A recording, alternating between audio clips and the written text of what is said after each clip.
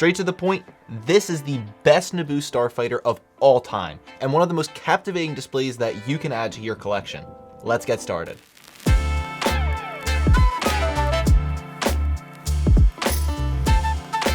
Every once in a while, I'm reminded just how far LEGO models can go. Official sets are great and always dependable, but builds that come from custom designs and mock builders push the boundaries of what's possible with LEGO.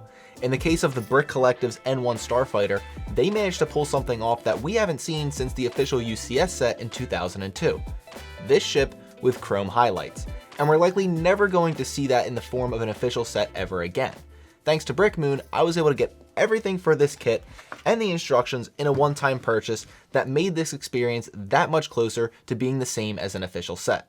The Brick Collective is an online web store similar to ones you may have seen such as Brick Vault, where designers have instructions for their models hosted for purchase. The difference for the Brick Collective is that a lot of their models include printed instruction manuals, which makes for a far better building experience than digital instructions. The models hosted by the Brick Collective and other ones currently in the works are mind-blowing. Truly.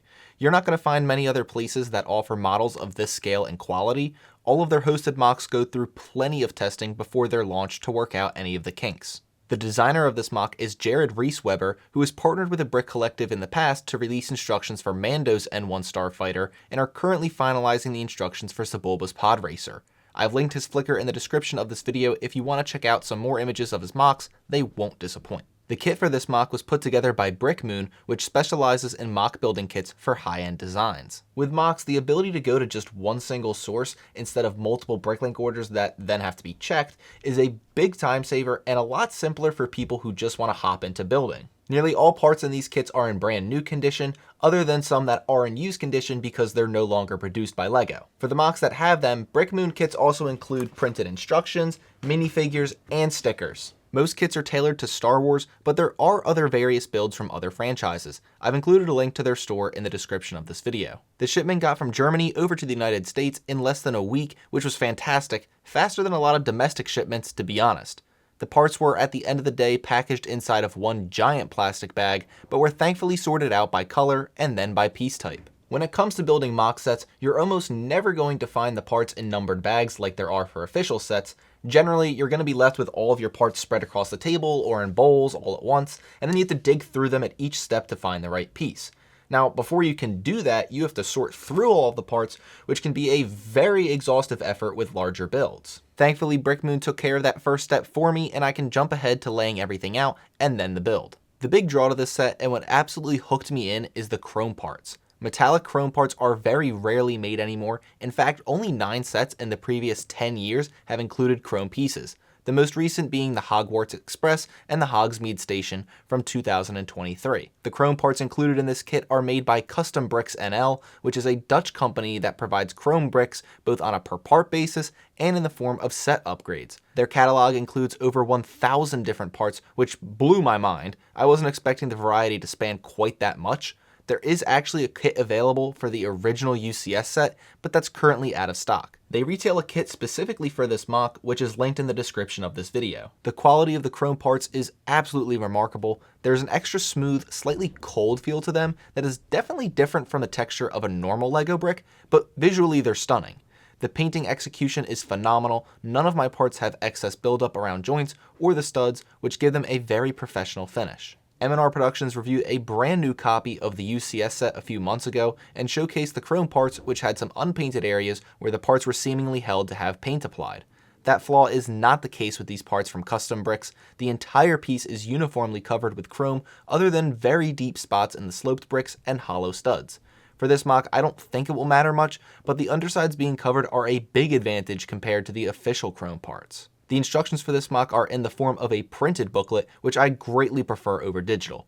For me, I feel a sense of separation from everything else when I have a physical booklet in front of me, as if it's just me and the set that I'm building. You can also take it anywhere and don't have to have a monitor in your building space. The first few pages include various pictures and renders of the finished model, along with some background information about the design and even some pictures from the filming locations that make up Naboo. The back cover has a lined up fleet of starfighters, along with some credits on the final page. The print quality is very high and certainly above the quality of official set instructions, which I find is often the case with mocks, It certainly fits in with the other printed mock instructions I have.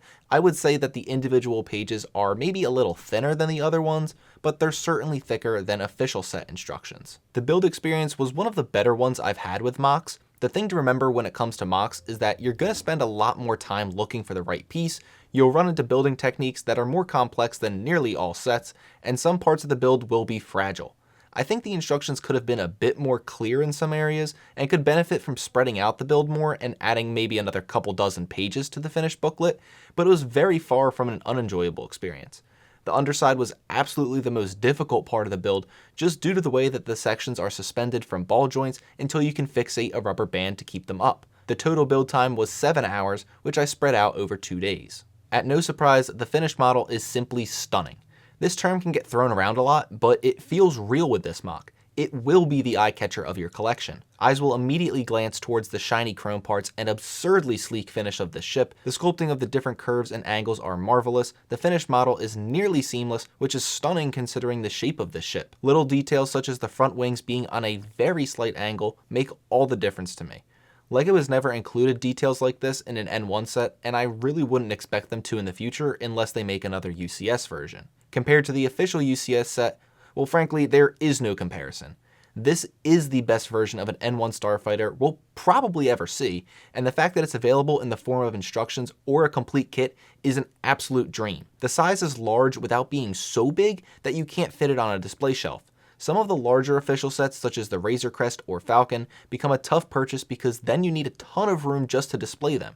This mock has a stand with a very small footprint that doesn't require a full coffee table just to stand it up. From a distance, you forget that this model is even made of LEGO. I attribute this to all of the chrome since we never get this type of finishing in official sets, so the chrome really makes it stand out as something different from anything you've probably built before. The chrome pieces definitely smudged a little bit due to pressing them down during the build, but those smudges are really only noticeable up close. If you want to avoid this, you can either clean the model after you build it, or you can use cotton gloves or something while you're building to reduce the amount of fingerprints. At first, I was really disappointed that the bottom of the front section isn't chrome as well, but it definitely didn't turn out to be a big deal at all. When viewing the finished build from the front, the underside doesn't appear to be light bluish gray unless you're kind of intentionally looking for it.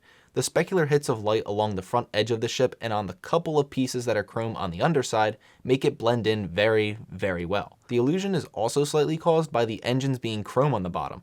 To me, it tricks my mind into thinking the hull must be chrome too, while it's not as visible as the engines. The two laser cannons being dark bluish gray bothered me initially, but reviewing the ship and associated cross sections, I actually believe this is the right decision. Custom Bricks does make this piece in chrome, so if you really want to substitute them, you can. The cockpit piece was one of my favorite parts of the build when looking at pictures of the model, just to give it a sense of scale.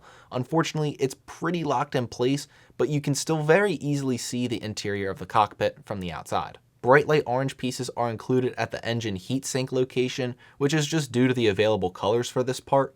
It blends in well enough for my liking, but if I ever find out that this part is made in yellow, it's an instant swap for me. The stand does hinge, which allows you to display the finished model at 2 different angles. The stand lifts up the tiniest bit when it's at the steeper angle, but my faith in physics leads me to believe that this won't ever really be an issue unless the model happens to get nudged in the direction that it would flip.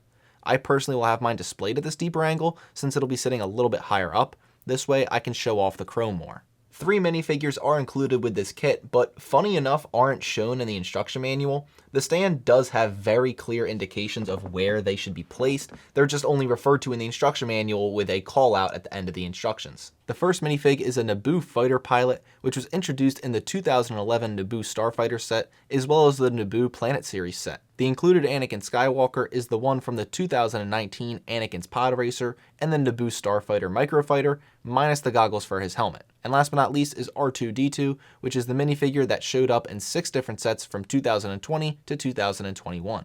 Nothing special about this one, just a plain R2. While not a minifig, there is a 4x4 R2 dome behind the cockpit where an R2 unit would sit during flight operations. Without a doubt, this is a top tier piece to any collection.